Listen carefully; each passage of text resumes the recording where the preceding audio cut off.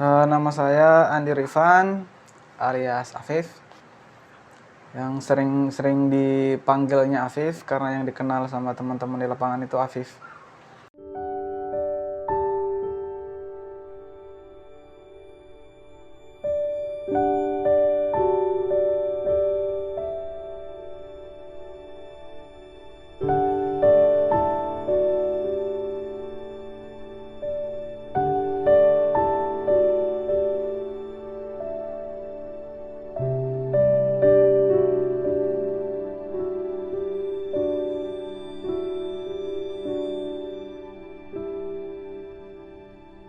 Kalau untuk kasus itu yang naik di persidangan ada 3 berkas.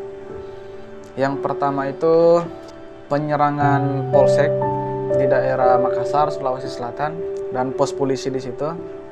Dan yang kedua itu berkas di Toli-Toli, yaitu perencanaan penyerangan Makobrimob.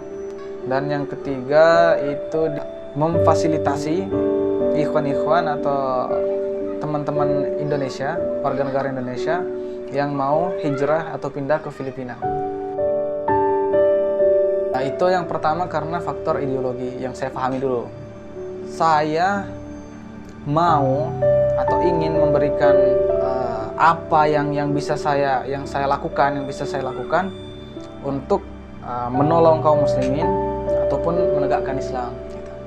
Ya salah satunya dengan cara seperti itu. Awalnya sih mereka shock karena latar belakang keluarga dari bapak itu dari bapak sama ibu termasuk orang-orang yang berpendidikan lah di Makassar ya. Makanya ketika mereka mendapatkan kabar saya terkena kasus terorisme, itu sangat shock mereka. Makanya ya dulu sempat bertolak belakang juga pemahaman saya sama keluarga. Tapi sekarang saya juga mencoba untuk memperbaiki lagi sama mereka kan, dan berusaha untuk menjadi lebih baik lagi lah dari sebelumnya. Di lapas itu salah satu tempat di mana saya bisa mendapatkan titik balik saya, gitu. Dari yang awalnya saya berpemahaman yang dalam tanda kutip ekstrim kan atau radikal, sampai saya berpemahaman moderat. Dan yang pertama sih keluarga ya, anak istri, karena mereka adalah orang-orang yang paling butuh lah kan ya. Pertama istri saya memang butuh sosok suami gitu. Kemudian anak saya juga butuh sosok seorang ayah. Dan saya juga kemarin sebelum saya ditangkap itu, saya nggak pernah memikirkan mereka. Sehingga saya melupakan keluarga saya sendiri. Sedangkan untuk menggapai surga itu ada banyak jalan gitu. Dan salah satunya itu memenuhi kewajiban kita sebagai seorang suami dan memenuhi kewajiban kita sebagai seorang ayah gitu. Kalau sekarang alhamdulillah itu saya bergabung ya dengan beberapa yayasan. Salah satunya Yayasan Ruang Damai ya. Kalau kegiatan di Ruang Damai itu ya lebih cenderung ke asesmen ya, atau pendampingan napi-napiter maupun keluarga napiter.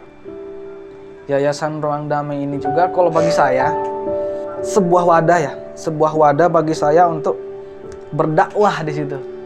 Berdakwah kepada teman-teman yang masih berpemahaman ekstrim ya. Saya bisa berdiskusi sama mereka, menyampaikan tentang dakwah wasatiyah gitu kan, dakwah pertengahan. Ya sebagai ladang amal juga bagi saya. Kalau kegiatan pekerjaan itu sekarang lagi aktif di agrowisata Lewi Pangandaran, dan di situ saya kerja sebagai penjaga loket tiket untuk masuk wisata agrowisata Lewi Pengaduan. Gitu. Semangat untuk menegakkan Islam itu harus tetap ada.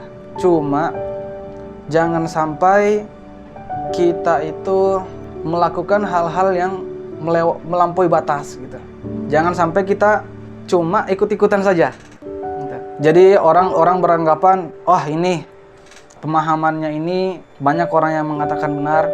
Kita jangan sampai ikut-ikutan gitu mengatakan itu benar sebelum kita mencari tahu dulu apakah memang yang mereka pahami ini benar atau tidak. Jadi harus lebih teliti lagi agar tidak terjebak sebagaimana yang saya rasakan dulu.